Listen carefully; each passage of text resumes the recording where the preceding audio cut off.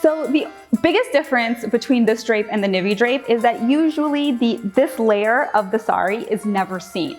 But for this drape, this part, anything to the left of your body, all of this is gonna be seen. So if your sari has the blouse material attached or it looks different from the rest of the sari, make sure you're hiding as much of that as possible when you go to tuck it in. For me, it's only really this black line, so I'm gonna tuck it in here and it's really not gonna be seen anywhere to the left of my body.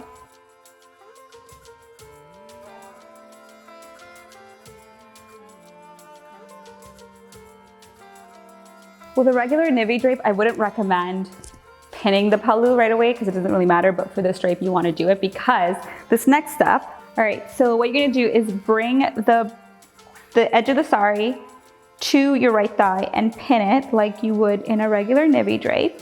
And here's where it really starts to get interesting. You're going to kind of gather the sari. You're gonna keep gathering it. You just wanna make sure that you can still kind of close off your pallu like this because you don't wanna pull it too much. And you're gonna see what I mean in a minute. You're gonna just kind of raise the sari and create pleats along the way. And you can see that the inside layer is lifting. You just wanna make sure that it doesn't lift before you pin.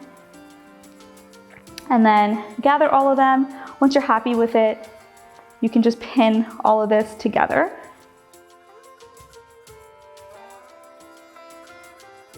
And then what you're gonna do is you're gonna have this loop like you normally do with a Nivi drape, and you're gonna take super wide pleats. Because at the end, it's not gonna look like pleats at all, it's just gonna look like one big layer. But you're gonna need the pleats so that it's easy for you to walk. And then what you're gonna do is you're not gonna stagger the pleats or anything. If anything, you want it to just look like one big pleat, and you're going to tuck it in like so. You can add a pin there, and then bring the pallu and tighten it around your body like so.